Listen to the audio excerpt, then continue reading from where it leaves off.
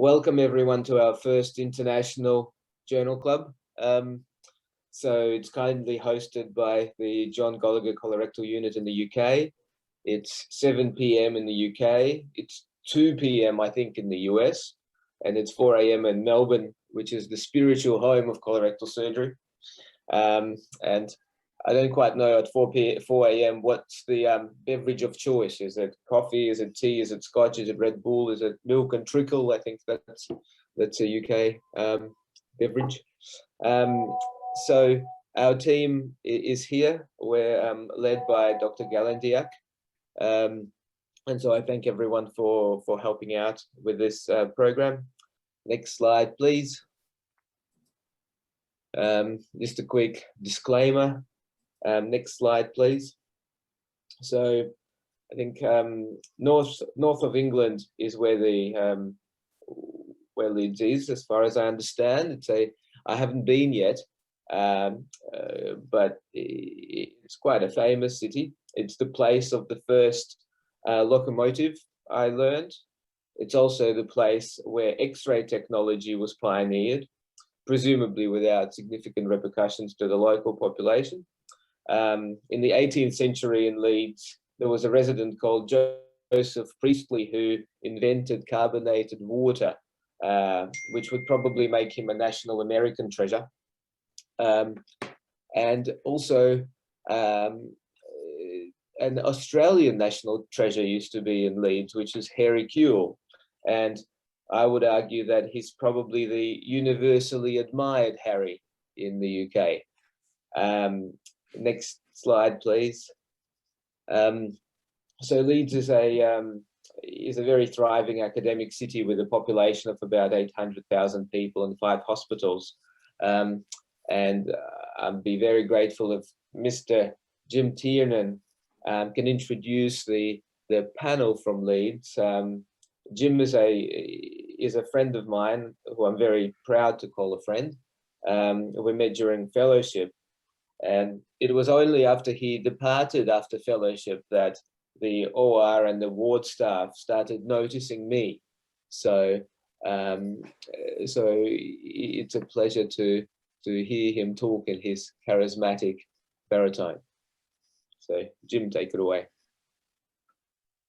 Thanks, Vlad, and thanks to the DCR Journal Club team for inviting us. It's nice that it's an international affair tonight, or this morning, or this lunchtime, wherever you are. I'm a consultant colorectal surgeon in Leeds, so that's a staff or attending for the Americans. And I'm joined tonight by Mr. Aaron Quinn, who's an academic colorectal surgeon, and he works alongside us in the unit. And we work alongside Prof. Sagar, Pete Sagar, who has been performing exenterative and advanced pelvic surgery for 25 years now. Actually, this year, I think it was last February, actually, Pete, wasn't it? And the three of us tend to do the bulk of the advanced recurrent and exenteration work. And to review the 2 papers today, we have Dr. Murty. She's one of our fellows. She's actually from the States. She trained in Indiana, also did fellowships in Boston, and she's with us for a year. And also one of our senior registrars or senior residents, Mr. Grant Zhu. And he'll be presenting the first paper. Next slide, please. So the Goligher Colorectal unit is in one of the big 2 hospitals in Leeds, each with over 1,000 beds. John Goligher worked as professor of surgery here, and he was famous mostly for not just his reputation as a surgeon academic, but also this textbook. That's a photograph of my own copy of his textbook, the last edition. And he retired from Leeds in 1978, but his name lives on. Next slide, please. So we have one poll today, and today's poll is focusing on recurrent rectal cancer and redo pelvic surgery. And I'd like to know what percentage of cases of recurrent rectal cancer can be attributed to inadequate index surgery, according to the audience.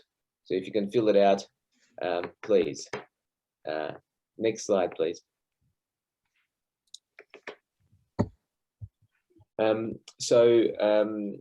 Again, thank you very much for participating, and I would be grateful if Dr. Zhao starts off with the first paper. Oh, thank you very much, everyone. So the first paper I'm going to talk about is primary tumor-related complications and salvage outcomes in patients with metastatic rectal cancer. It was published by a research group from the Memorial Sloan Kettering Cancer Center in New York, the MSK Center, and early this year. Next slide, please. So as we know, the rectal cancer represents about 40% of all colorectal cancer worldwide. And majority of the studies, especially the epidemiological studies on colorectal cancer, tend to combine the data from patients with chronic cancer and also patients from rectal cancer. So it's quite difficult to know exactly what happened to the patients with rectal cancer alone. And rectal cancer, in many perspectives, is actually unique in comparison to colonic cancer because of its unique anatomical location and also its unique position in terms of its proximity to other structures in the pelvis. Next slide, please. So the study is actually the largest single-center retrospective study published so far to date. And it's only included the patients with metastatic stage 4 rectal cancer, with the aim to find out the rates of complications caused by the primary rectal tumor, and also the outcomes of the salvage management options, and also the patient survival from each treatment category. And the study included patients present to the unit between 2008 and 2015. And another inclusion criteria is the patient must not have any prior primary tumor-directed intervention, which means stenting, radiotherapy, surgery, or a diversion with a stoma. Next slide, please. So before I go through the results of this study, it's quite important to understand the definitions used in the paper. So the rectal cancer in this paper defined as adenocarcinoma less than 15 centimeters from the anal verge. The stage 4 cancer means it has either single or multiple sets metastases. And the resections used in this paper, the first one is called preemptive resection, which means elective resection of the tumor before it causes complications. And resection with a curative intent means elective resection of tumor together with all the metastases. Next slide, please. So over the 7-year period, the research group identified 399 patients with a stage 4 metastatic rectal cancer. 41 patients were excluded from the study cohort because they had immediate surgical interventions in terms of the surgical stoma formation or resection.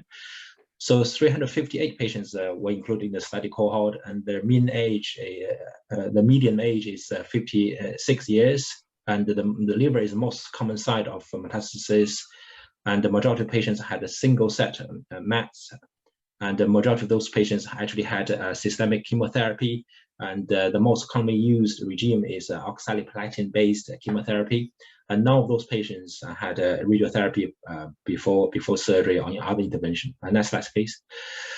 So out of this study cohort, after about a medium 6 cycle of chemotherapy, just under half of the patients had elective resection, and some of them had a curative resection with a median interval between the diagnosis and the surgery is 5.4 months, and those patients had the best survival outcome.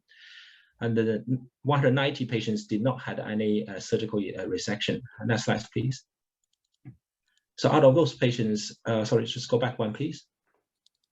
Out of those 190 patients, 122 patients had no primary tumor-related complications, and they had possibly the second best survival outcome of with a median of 23 months, and 68 patients developed primary tumor-related complications, and the most common complication is actually obstruction, and others include fistula between vagina or the bladder, tumor-induced perforation, or patient had intractable pain that need hospitalization, and also they could have bleeding which need hospitalization and also blood transfusion. So the median interval between the diagnosis and the onset of complications is about 7 months, And those patients had the least favorable outcome with a median survival of just over 1.5 years. Thank you.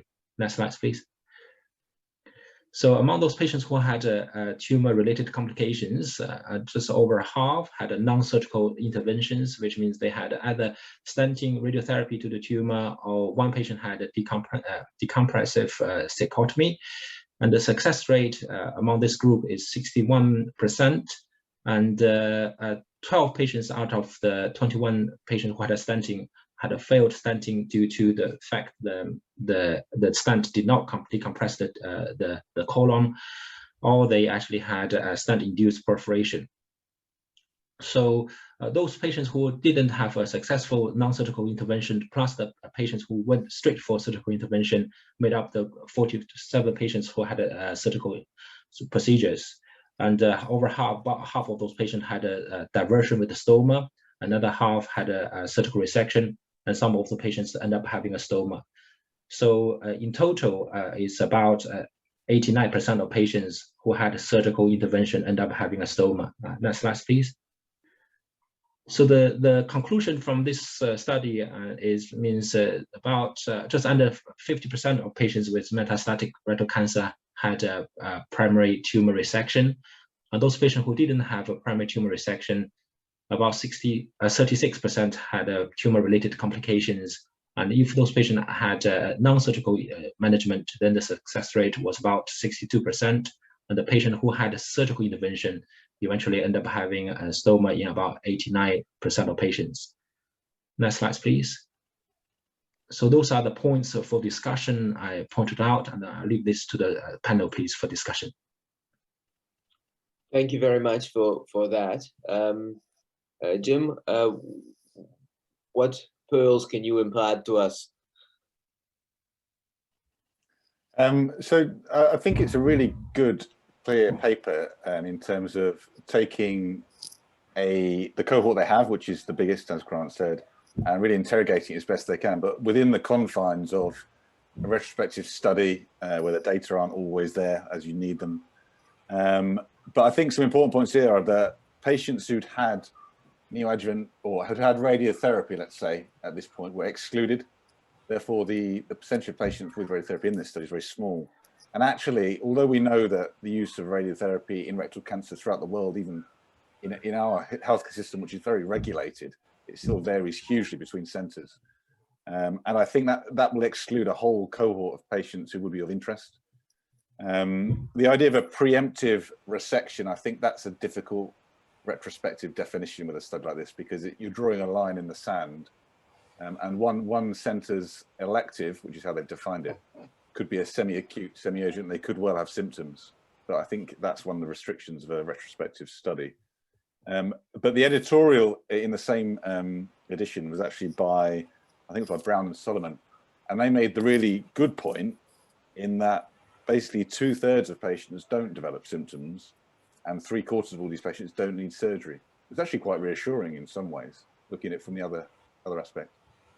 Pete, have you got any thoughts on this one? Yes, I enjoyed the paper, and it brings a number of questions into play. I did like the use of the word preemptive.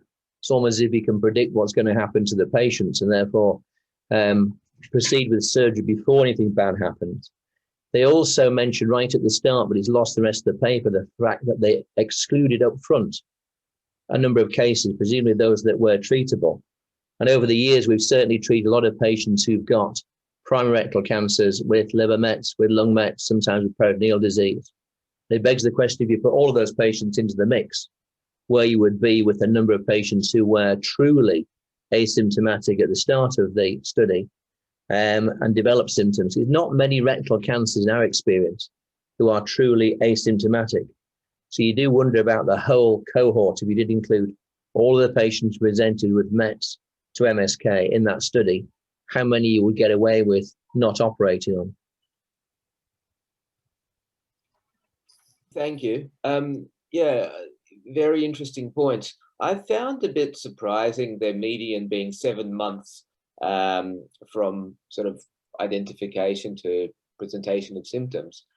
Do you have a particular algorithm for patients that you do not think are surgical patients initially for rectal cancer that you screen? Do you, with the improvement in chemotherapy, do you think that you need to have regular MRIs even for non-operative patients to see their progress, or do you just go clinically?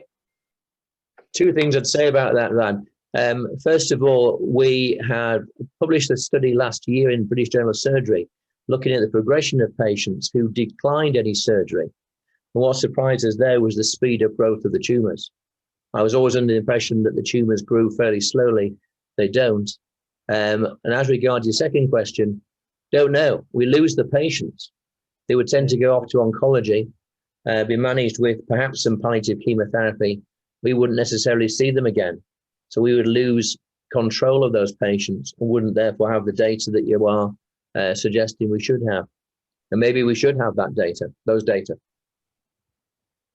Thank you. Vlad, on the topic of this preemptive resection and choosing patients for surgery, I think it's such a nuanced decision when you've got a patient with stage 4 systemic disease, and that decision about whether you're going to offer upfront surgery is really difficult to define, or I think develop an algorithm for. And it's always that balance between the prognosis, depending exactly what the disease is, where it is, and how advanced, the fitness of the patient, and whether they have any symptoms.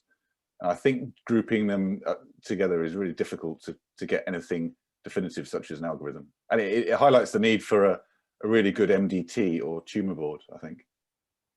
Yeah, and Mike Solomon highlighted that, didn't he? His editorial about mentioning the black box. So you've got in this group of patients the curative cases, you've got the preemptive ones, and you've got the watch and wait and see patients. There's a real mixed bag of patients, and certainly in the UK, some of that would depend on where the patient ended up. Did they end up with a GP? Did they end up with the oncologist? Did they end up with the chemotherapy people? And the outcome might be determined by a random allocation to various clinics. Not specific to this paper, but sort of on the topic of decision making, for stage 4 rectal cancer with resectable liver mets, what is your unit's position on sort of synchronous surgery or the order of surgery? So it depends on the extent of the liver mets. If there's any concern about compromising portal veins, hepatic veins, and so on, they would go for 3 months of chemotherapy, then reassess. We would do synchronous resection if the pelvic surgery went straight forward and the liver surgeons are happy then to carry on with the liver resection. But if we're brutally honest, it's usually very straightforward liver mets that we dealt with synchronously. Okay, thank you. And another question of a sort of a similar decision-making concept. I noticed with this paper, so 89%, I think, had a colostomy and 8.5% had an ileostomy. For sort of preoperative rectal cancer cases, if you need to divert them, do you offer an ileostomy? Do you offer a colostomy? When do you decide what to do? Generally, it depends if they're reconstructible, I think. So thinking a couple of steps down the line, if you think you're going to be performing a low anastomosis after their neoadjuvant treatment, then we'd normally, to save having to make another anastomosis, if you give them a permanent colostomy. Aaron, would you say that's true? I mean, a lot of the exempts come through a bit like this. Yeah, I would agree. I think it does depend on what the overall surgical strategy will be as to what type of stoma you use. Okay. Anything from the audience? Any other points for this paper?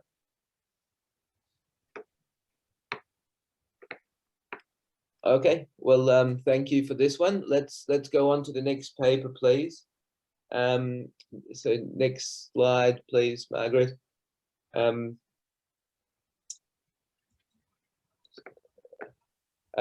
Yep, thank you for that. So Mr. Aaron Quinn is the consultant surgeon, and Dr. Murthy is the presenter, who is the fellow, as Jim pointed out earlier. Please, Dr. Muthra, please go on. Thanks to the DCR and to the Goligher unit for being able to present this paper. So the paper I'm presenting today is just a complications impact of quality of life for vertical rectus abdominis mycutaneous flaps for reconstruction and pelvic exoneration study.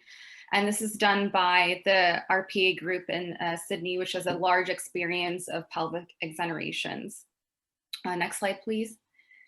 So overall, as many people know, pelvic exoneration, especially multi-visceral organ resection for malignancy, can result in really large perineal defects. And risk factors for wound complications include neoadjuvant therapy, such as radiation, patient risk factors like obesity, diabetes, and smoking, and high tension closure.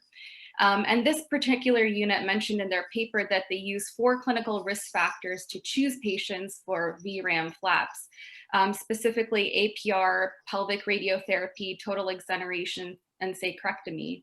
If a patient only has 1 clinical risk factor, then they usually utilize primary closure.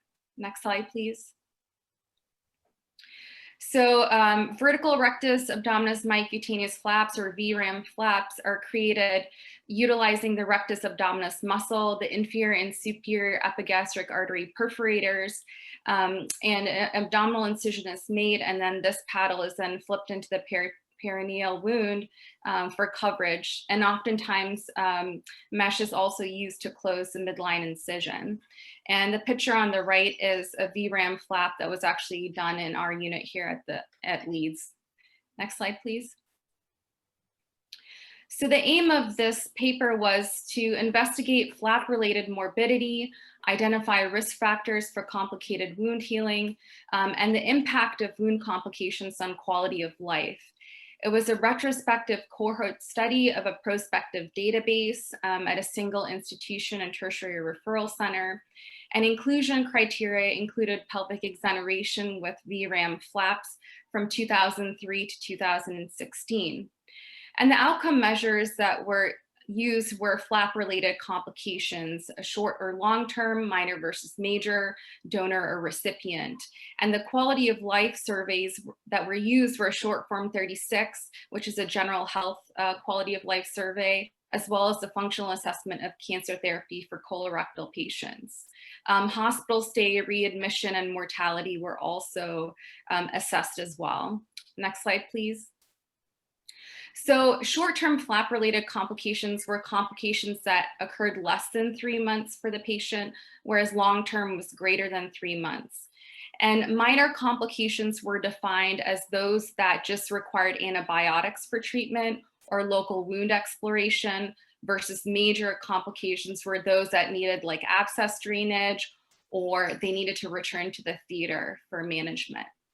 Next slide, please. So overall, 519 patients underwent pelvic exoneration. 87 patients had VRAMs that were analyzed in this study. And one of the discoveries was that obesity was a single independent risk factor for minor short-term complications. As you can see on that's highlighted on the slide, over 38% of patients had minor short-term complications and over 40% had major short-term complications. Next slide, please. And this is again just for table 2, their short-term complications are on the left-hand side, and this was the majority of complications that occurred in these patients, and they were just minor, over 38%, and most of them were just minor wound complications. Long-term complications, about 13 and 17% occurred, and these were examples again of peristoma hernias and intercutaneous fistulas. And then they looked at hospital stay and they compared patients with flaps and without flaps, and noted that the patients with flaps that had a longer hospital stay, those that had major short-term complications. Next slide, please. And looking at the quality of life as well. So at baseline, patients who had flap reconstruction had a worse quality of life for bodily pain, for general health perceptions, mental health, or the physical component summary compared to no flap complications. But as time went on, from 6 to 18 months, quality of life was actually very similar between these groups. Next slide, please. So overall, this paper concluded that VRAM flaps had a high incidence of morbidity, over 68%, The majority of that morbidity was due to just minor wound infections. Obesity was an independent risk factor for short-term flap-related complications. And I think the main takeaway from this paper is that flap reconstruction should be used selectively in pelvic exoneration surgery, especially for the high incidence of morbidity that this paper demonstrates. Thank you. Thank you very much. I'm sorry I mispronounced your name before. It's Dr. No worries. I actually typed it up wrong on my running sheet, so sorry about that. No worries. So thanks for that. Mr. Quinn? Thank you, Shilpa, for that excellent summary of the paper. I have to say we're actually lucky enough to have the first author present in the audience, so maybe some of the queries that I have regarding the paper or areas that I would like or wish were discussed within the paper can maybe even get answered today. As Shilpa outlined, this is a centre that has a huge experience in this area, and when it comes to the results or the publications that they produce, they command respect. And what I would have liked within the paper is a little bit more as to the decision-making process, as to how of all of the patients that were included, or how the decision was made to proceed with a VRAM flap. And they outlined that if more than one risk factor from APR radiotherapy, exenteration or sacrectomy is used, then they would stratify the patient to being closed with a VRAM flap. But by that definition, a standard APR that undergoes radiotherapy for a locally advanced tumor would also be included in that, which isn't quite what is described in the discussion, where they very much use the VRAM flap for those with large skin defects or big perineal defects. And so I would have liked a little bit more in the way of granularity as to that decision-making process, because it is, as with all exenteration papers, the devil is in the detail, and the black box is really the decision-making process behind this very heterogeneous group of patients. The other aspects that I would like to raise was that obesity was identified as a risk factor, and this is a well-accepted risk factor for flap reconstruction complications. Radiotherapy is also commonly cited as a risk factor, and within this group from Sydney, only 35 patients of the 87 actually underwent radiotherapy, which again I found a little bit surprising, given that these were patients undergoing a significant resection.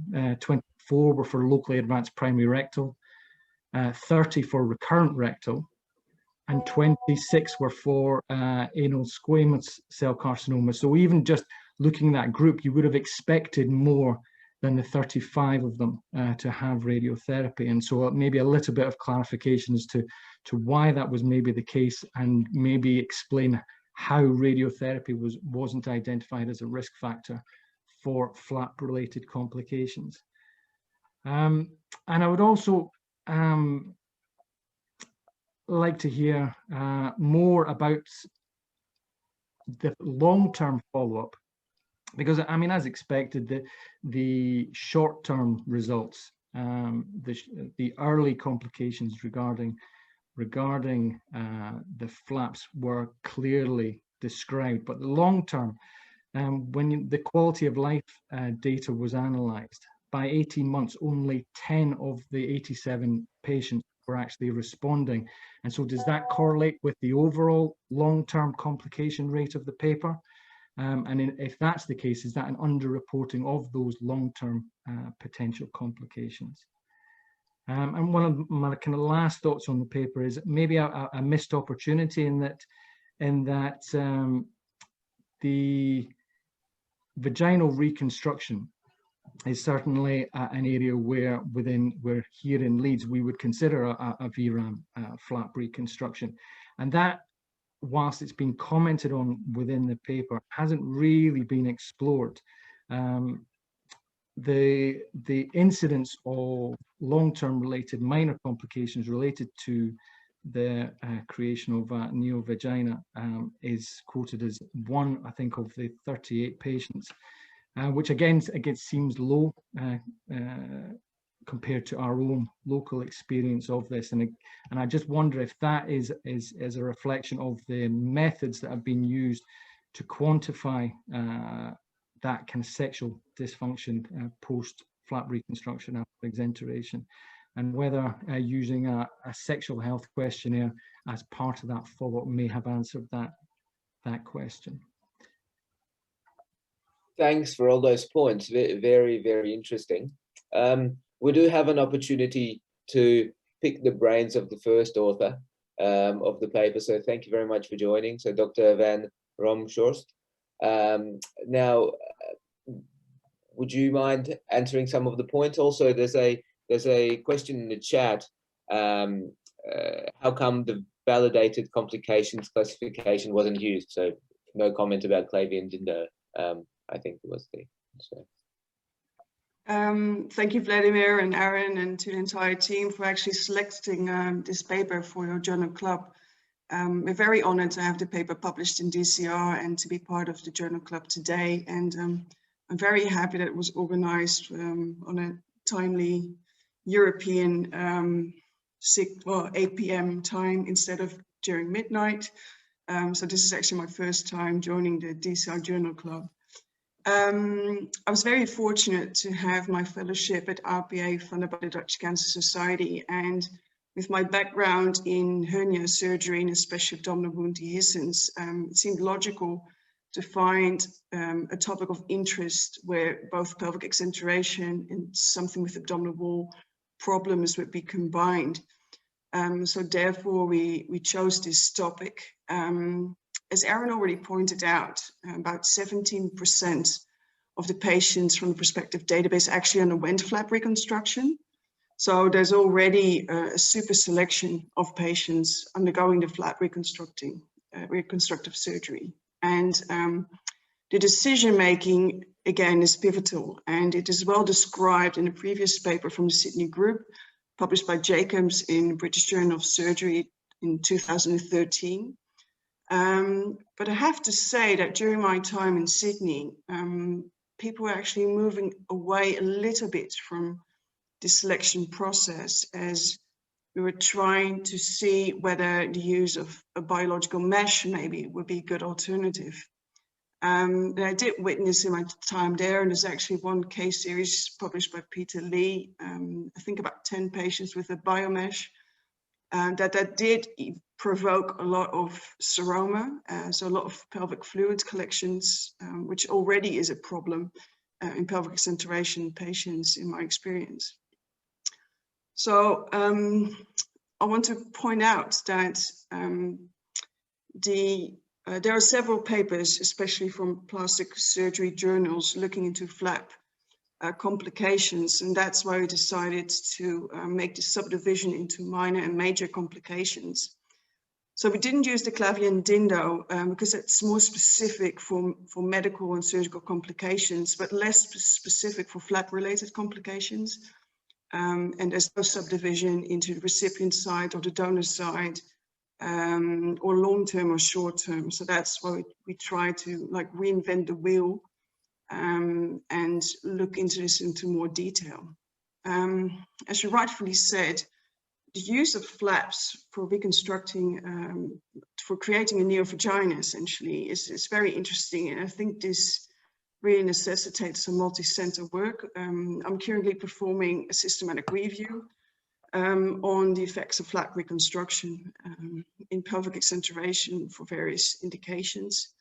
And neovaginal flaps are actually only used in 13 women out of the 38 women. So that's already like a very small subgroup, but it does need like further exploration in the future. So we are already working on development of a protocol for a prospective quality of life study, and we're actually interviewing patients now to develop our own pelvic exenteration patient information sheet for the patients operated at Ghent University Hospital. Because I do think, like also looking back at my experience with transgender surgery in Amsterdam, that low incidence of stenosis or coronary dilatation is actually too low, and it can't really be true. And that's like again, like a weak point of the study, that it's still a retrospective analysis. And so I do think that, for instance, our long-term donor sites complications must be underreported, because our rate of incisional hernia, even though mesh was used in all cases, is still too low to be true. And think about the quality of life and long term. We're about to submit an abstract for the ESCP for tripartite, looking into PROMs in pelvic exenteration surgery, and it's very uncommon to have prospectively collected data on several time points in these populations. And I do think that it's very difficult to say anything beyond those 18 months. And even the 18 months has been in discussion within author group, whether it should be included in the paper. But as you pointed out, we originally planned to even report for 24 months. But we had to change that as the number of patients is actually too low. And I do think there's a subselection of patients who are doing well and who are happy and keen to cooperate and actually fill out those questionnaires and send them back. And those are actually unwell, maybe like the first paper we discussed, the patients who developed lung mets and liver mets later on, and who are just not fit enough to cooperate in these prospective studies. So I do feel there's like a lot of things that we could improve upon in the future, but I do hope that this paper helps to identify what needs to be discussed with patients. And I do think like the VRAM flap is generally speaking a very sustainable flap, that when problems occur in terms of necrosis, it usually is a technical problem, where there's too much traction on the flap or someone's injured the pedicle. And I do think it's very sensible to use it in these types of reconstructions. Thank you for that. Those are very useful points. I'm just sorry we're sort of we're a bit restricted on time. I'm going to ask a few questions, and also if there's anything from the audience, please contribute. Now, this is to the Leeds panel. I guess my first question is, where do the gluteal and adductor flaps come into it?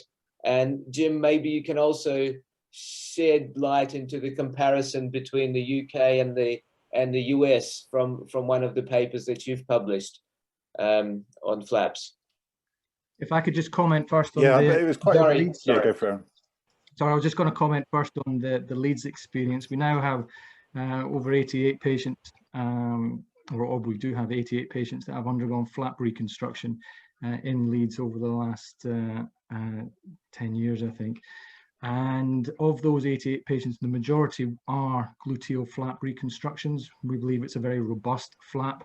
And of those flap reconstructions, our complication rate is comparable to the VRAM flap. We reserve the VRAM flap for those that are undergoing vaginal reconstruction, and that would be the primary indication for using a VRAM. But what we've kind of found is that, especially with some of the indications for extended resection, we can perform the abdominal part laparoscopically, and so using a VRAM flap kind of negate that benefit of minimal access surgery. And so we do have a growing experience of inferior gluteal flap reconstructions, and that would certainly be our primary go-to. Yeah, the elephant in the room with these studies is that is a huge unknown selection of when you decide you're going to do a flap. That's the first bit, and which flap you're going to do. And lots of factors feed into that in terms of the size of the defect, the tissue quality, comorbidities, etc. And there have been a fair number of retrospective studies looking at this, and that is always the hole because they tend to be retrospective and nail down that. We did, in fact, Vlad, when I was with you, we did a paper that we've just submitted to DCR for the Cleveland experience, looking at all the different types of flap. And we showed that the gluteal flaps appear to be as good as VRAMs in terms of flap complications. I think we use the same complication criteria or definitions as the Sydney paper. There's a risk of a type 2 error there because obviously it wasn't powered to say there's no difference. But we think they perform very well, and included for partial vaginectomy on multivariate analysis. There was no real difference. And I think my experience, and I'm sure others, is both sides of the pond. But it depends on your plastic surgery unit and their preference and what surgeon you go to regarding what flap they do. And there tends to be, therefore, that leads to a culture in a unit. And in Leeds, it's very much been gluteal. As Aaron said, we've got a good series now. We're publishing a series looking at just those who've had radiotherapy for gluteal flap recons. And it shows that although a fair number get complications, they tend to be minor, they tend to be treatable, and the rate of flap loss or complete or very low. So we think they work really well. And I mean, Aaron and Pete have been using them longer than I have for exenterations and with pretty good results. So it's worth giving some historical background to this. Gabrielle, you may disagree with this, but speaking to Mike over the years, he's moved from primary closure to flaps to mesh to back to primary closure again. We've certainly done that. We did a lot of VRAM flaps after I started here, mainly because that's what we used at Mayo when I was there as a chief resident in '95. I liked the VRAM flap because I could do it myself. We could reconstruct the vagina ourselves. We didn't have plastic surgeons on site at that time. They were on the sister hospital campus. When we moved over to our current hospital, we then had plastics, and we started doing the eye gap flaps. They then moved to our old hospital, so it caused some problems. As the boys have said, we've carried on with the gluteal flaps. But like the VRAM flap, because a nice solid block of muscle to fill what can be a very big hole, particularly after a high sacrectomy with a total pelvic exenteration. What surprised me in the data from yourselves and Michael was the intracutaneous fistulas presented late, and presuming that related to an unrecognized or unappreciated issue with the flap that only presented sometime later. But I did like the VRAM flap, but as Aaron says, having moved more and more towards laparoscopic for even the exenterative work, you don't then want to make a huge hole in the abdomen. And one thing we underestimate as the surgeons is the extent of the parastomal hernias.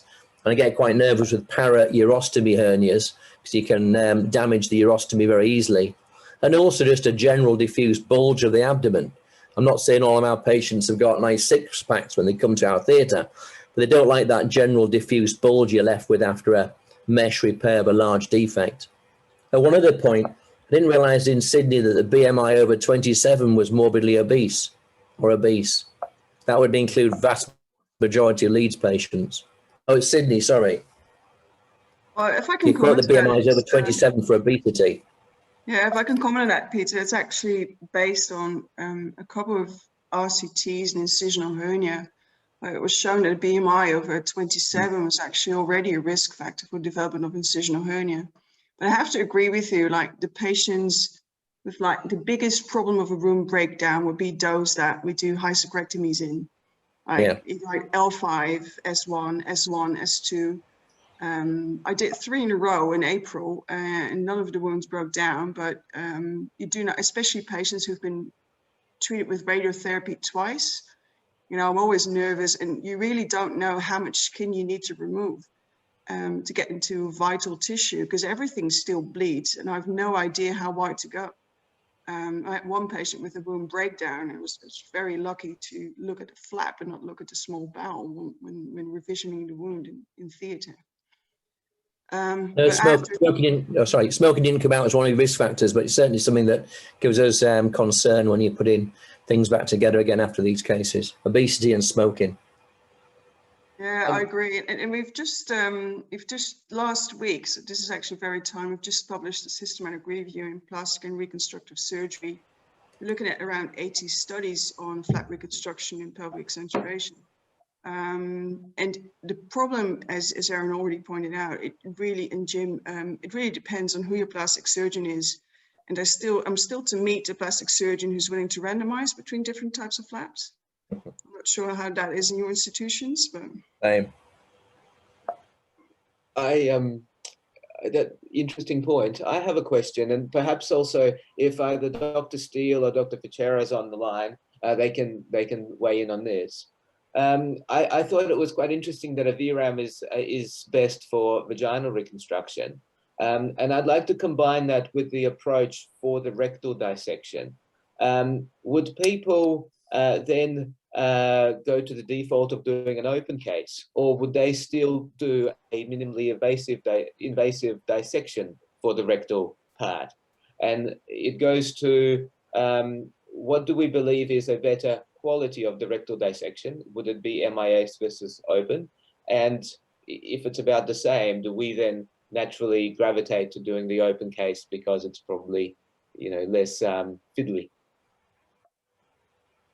Well, Vlad, I would tell you that's kind of a loaded question, right? Because there's certain people that feel very strongly, and I know that there's multiple data out there that would suggest that they're equivalent. We have randomized controlled trials, and we have other studies that says that there's problems associated with it. As you know, and I just go back to Jim's point, Dr. Tiernan, that, you know, a lot of this does influence on what your plastic surgery unit.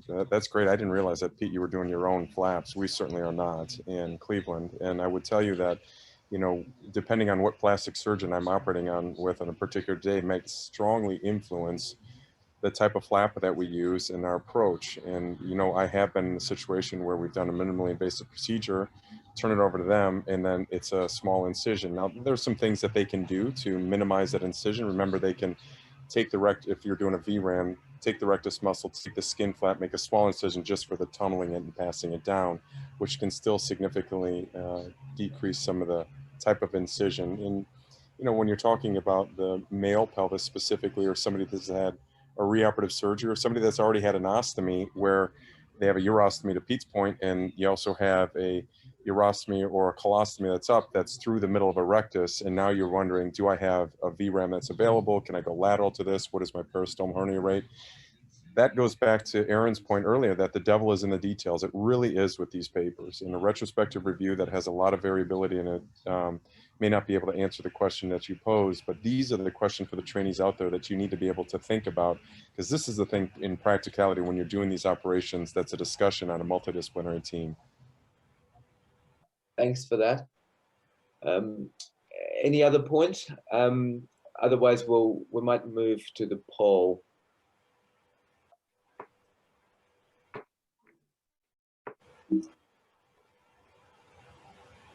So,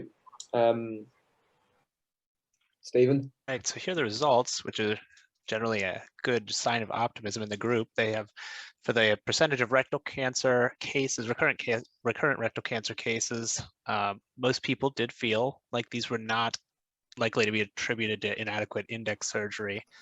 Certainly in a group like this, where a lot of people are at quaternary centers, I think that's generally a positive feeling. Okay. The reason I wanted to raise this, and it's got something to do with one of the other articles we shared this month, which was by Dr. Cerezo et al., called Association Between Hospital and Surgeon Volume and Rectal Cancer Surgery Outcomes. I guess I find it difficult sometimes to decipher the success of redo rectal cancer surgery, because the patients and their pathology is so varied.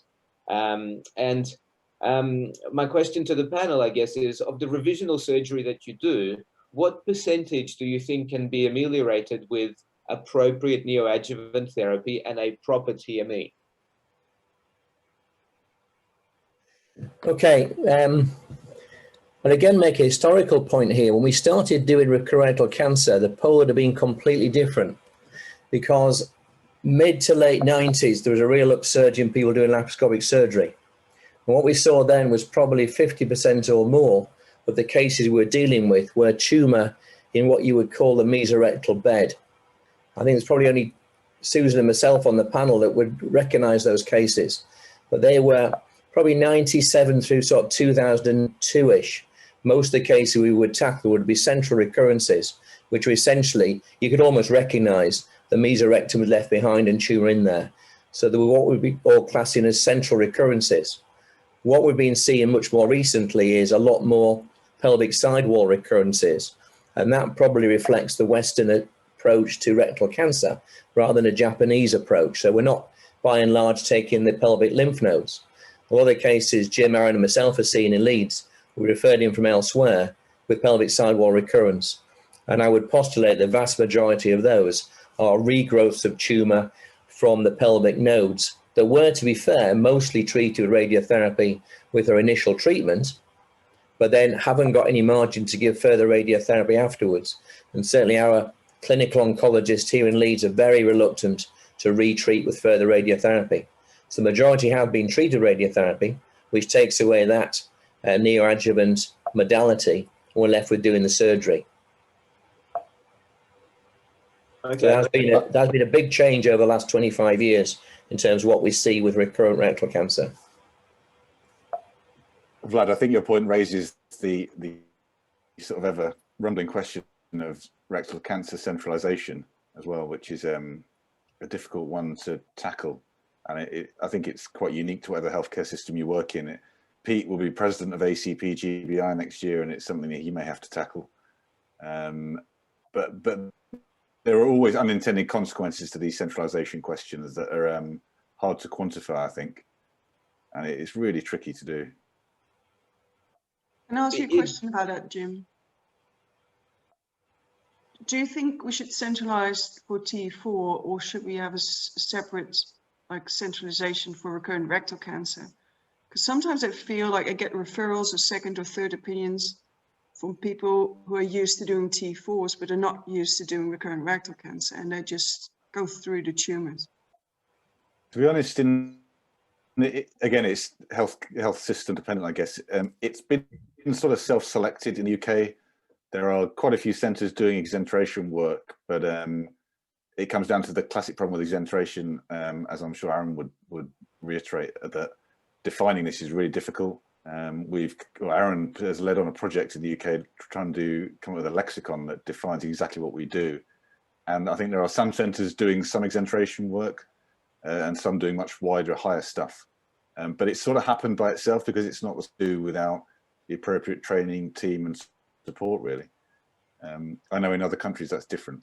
And historically here it was different too. Okay. One of the papers I noticed, actually, I think it was the Sydney paper, about this length of stay after these cases, and which is quite significant. And certainly that may change culturally between UK, Australia, or the US, which is probably the shortest length of stay. But with centralization, one of the things that we've noticed in Australia is the hospitals that may do those can run out of beds pretty quickly. And so I work in a more peripheral hospital. We do rectal cancer work, but we do send off exents. And it is sometimes hard to get those patients in. So there's multifactorial issues, I think, with centralization. I don't know if in Leeds, given that you say you have 1,000 beds, whether you can just operate 24/7 and have no issues. We had quite a pleasant time during COVID because everybody else disappeared and left us with a few lists. So the three of us had a great time just doing lots of cases around the country, mainly because other centres had to stop because of COVID. Although we've got plenty of beds, they seem to be occupied by the physicians' patients who seem to keep the patient in week after week after week and see the patient at least once every 5 or 6 days. So that's the frustrating thing from work in the UK. And also a lot of our patients just don't want to go home. They like it when they get into our hospitals. Good food, I bet. Yeah, really good food. All right. Well, thanks for this component of it. We're going to move on to the next section, which is the special guest section. And very grateful to have Professor Sagar, who, as Jim mentioned, is the president-elect of the Association of Coloproctology of Great Britain and Ireland. I think it'll take me far more than the limited time we have to sing him all the praise that he deserves. I personally first heard him speak in Singapore in 2014 in the when he was a invited guest for the Royal Australasian College of Surgeons, and I thought the combination of thought and humor and flair was amazing. And for years, I regretted not coming up during those talks and actually introducing myself and saying that he was an amazing speaker. So it's surreal having the opportunity now to tell him about 8 years later. But let's start with the questions. I guess you've been performing maximally invasive colorectal surgery for the last 25 years. How do you think the condition or your understanding of these conditions have changed over that time? So I was very fortunate in working as a chief resident at the Mayo Clinic in 1995, and that's what got me into this, working with Heidi Nelson, Roger Dozois and Bruce Wolfe in particular. Those three were very enthusiastic surgeons, and it was just at the right time for recurrent rectal cancer or maximally invasive surgery to be taken off. I think Dr. Wanibo in New York was the guy that was pushing things in the 80s, but Heidi did some great work in the mid-90s, producing their series, which was in conjunction with Len Gunderson, who was the clinical oncologist, and they demonstrated good results could be obtained. But the key then, sort of late 90s, early 2000s, was separating the patients into the three groups of the central recurrence, which, as I say, were often down to poor surgery, poor laparoscopic surgery in the early days, the sacrectomies and the pelvic sidewall.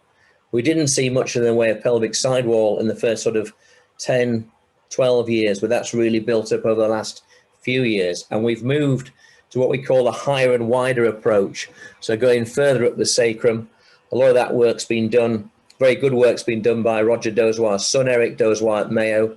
And we've done similar work looking at S2, S1 resections on the high sacrectomies with the reconstruction. But more and more of the cases have been pelvic sidewall. I think the key there is to appreciate the pelvic sidewall as 5 layers. So you're working through the layers of the sidewall from peritoneum ureter through to bone. And as long as you're working one plane on from where the tumor is, you should be able to achieve an R0 resection. So the big change over the last 5 or 8 years, I would say maybe 10 years, has been the development of the higher and wider, as well as striving as ever to get the R0 resections for the recurrences, and indeed the primaries that go beyond the TME. Thank you. That's very insightful. And one of my other questions was actually, the take-home points for lateral and posterior recurrences. So you've covered both, which is great. Now, one of the things I miss from my experience in Cleveland is the OR or theatre team. Now, can you please tell or share with us your views on a surgical team, and how have you made maybe that most efficient for the major cases that you do? 2 lessons I've learned there. One was the few occasions when I've gone away to operate elsewhere, you really do appreciate your theatre team, by which I mean the nursing staff and the anaesthetist, as much as anything. You really are left floundering in some places if you try and do major cases when you haven't got that team with you. So going and operating away from home, foreign climes and so on, you realise just what you've got at home.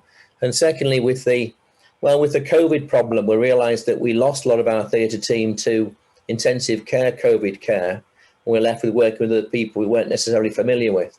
So building up that team of nursing staff, the operating department staff, the anaesthetist, and of course your other specialist colleagues is absolutely critical. So having your choice urologist, plastic surgeon, I tend to work with a neurosurgeon for the high sacrectomies, and a vascular surgeon on standby if things go really badly wrong is critical. And over the last 2 or 3 years, I've been very, very lucky in getting the 2 reprobates on this conference call, Jim and Aaron, to work with me, and they're going to take things forward, hopefully over the next 25 years. Previously, I'd worked mainly on my own doing this work, and it's been a real revelation to have 2 really talented guys. I'm sorry, guys, who are blowing smoke at your backside, but you are very, very talented. So it's really nice to have them working with me. But the team is absolutely critical, Van, absolutely critical. I'm at a loss as to what Jim Tiernan can do better than you. but Many maybe. things. Now, actually, to that point, I do wonder, what do you think are some of the breakthroughs going forward, particularly as you maybe in 20 years' time leave the baton to Jim and Aaron? The big thing that I thought back in '95 was the use of the intraoperative radiotherapy. So we had that at Mayo in Operating Theatre 83, and I thought, oh, that's the way forward. And over the years, we've sort of talked about getting that in place, and it has never come along. In fact, in the UK, being a poor country, we've got one centre that's got intraoperative radiotherapy. I mentioned that not to get intraop, but rather we should be looking at retreating patients. And whilst there's been a lot of restrictions and resistance from our clinical oncologists, they are, to be fair, starting to come round to the idea. And Aaron in particular has been working his charm on those guys to develop the extra radiotherapy, despite the fact they'll have had either short course or long course chemoradiotherapy in most of the cases. The other big step forward looks like the chemotherapy side of things. We're starting to see some steps forward beyond FOLFIRI, etc. Hopefully that's going to make a big difference to downstaging some of our tumours. Multimodality therapy would be hopefully the way forward. Thanks for that. Now, having experience from across the pond, what are some of your tips for interpreting studies or data with pelvic exents from other countries? Do you think it's easily interpretable, or are the US skewed compared to the UK, compared to Asia, etc.? Now, I think definitions are very difficult. And as Jim mentioned, Aaron's been working on a lexicon to try and define what exactly we are dealing with. And databases in some form to amalgamate our data would be very, very helpful. It would allow us to get some consistency between what we define as even things like high sacrectomy versus pelvic sidewall, etc. But the definitions are going to be absolutely key to interpreting the papers. A lot of papers published, we've been guilty as many, are retrospective studies of our case series and so on. And we need to look in prospectively. As has been mentioned, I think in a couple of the references in the first paper we discussed today, looking to amalgamate data and do prospective trials. Okay, thank you. And my last question is kind of a combination of maybe a description of what you offer for trainees in Leeds, but also what your view is on post-fellowship pathway for people undertaking such major surgery.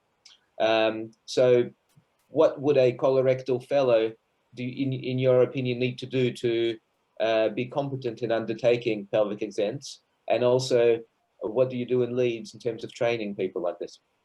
Well, as I said earlier on, I was very lucky to do that sort of fellowship at Mayo with Heidi and Roger and Bruce and others, learning on the job, doing the cases. You have to be actively doing the cases on a fellowship. I could go and watch Tiger Woods hit a golf ball and I'll still mess up on the first at my local golf club.